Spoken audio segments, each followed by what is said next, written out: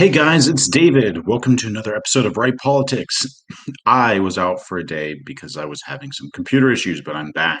Anytime I'm not live here, I will be live on Facebook on Young Republicans. And I wanted to talk because there's so much that's happened over the weekend and part of this week, of course. Now, the Taliban taking over Afghanistan after the U.S. withdraws troops is a big deal.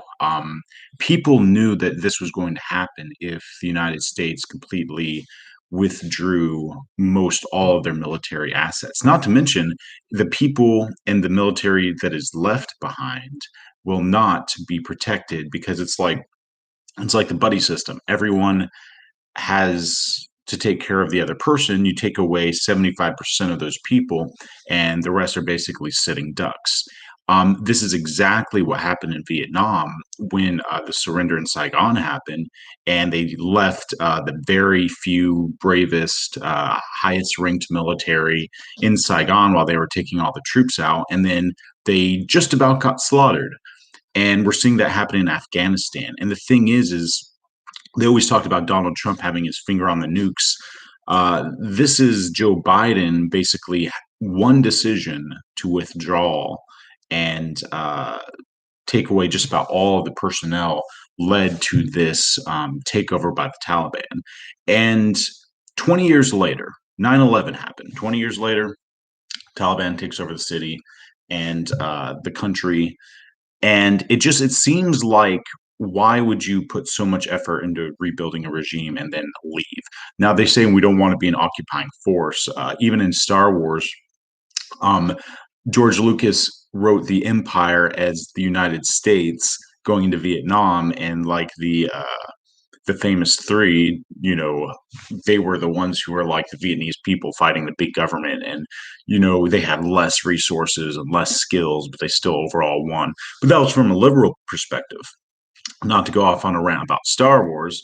But the whole thing is that generations of these people will grow up believing that America is the great Satan and they have to kill as many of them as they can so they can get as many virgins as they can in the afterlife for Allah, who's a God who doesn't exist, from a prophet who you can't even depict in like paintings. So the thing is that these people are always going to be radical. They're always going to be killing their own citizens and Americans. So what happens is when you have an Afghan government that wants to be a democracy, but they're overpowered by these thugs, which are basically like gangs, kind of like the gangs of New York when they tried to overtake the city.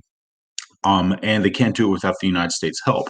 And the sorry, I think I'm saying it wrong. The Afghanistan people are our allies. So when they're getting slaughtered, we wouldn't let that happen to France. We wouldn't let that happen to England on their own territory. We would send 500,000 troops to protect them. So why aren't we sending 500,000 troops to protect our allies, which we have built a relationship with over the last 30 years? And it's mad and it's frustrating for everyone involved.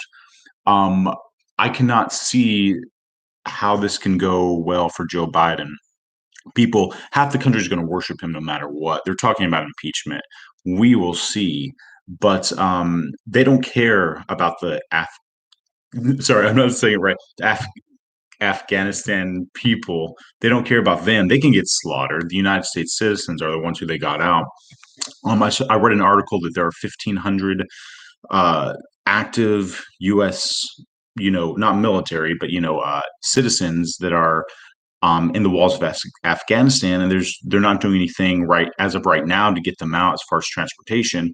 I mean, try flying a public aircraft into a place like that just to get some United States citizens out. So it's definitely may have to be a military operation, not to sound all like Saving Private Ryan, but our men and women are there, most of them civilians. They need to get out. The government's not doing anything.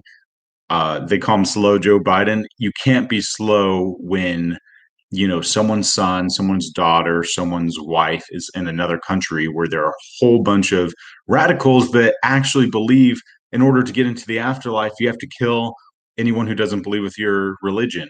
and they've proven it time and time and time again. But they wanted the 2020s to be like the 90s, and look what's happening. The regime is being completely overfilled by terrorists. And these are not just like punks like ISIS. These are organized criminals who took down uh, the Twin Towers. So it's very frustrating. I want to know what you think. I want for you to share this video, like, and subscribe. I go live every day, and except Saturday and Sunday. And on days that I miss, I will be on Young Republicans. And young people have to get involved because young people are the ones who give their lives for this country, not the old politicians. I swear to God. So have a great day. We'll talk later. See you next time.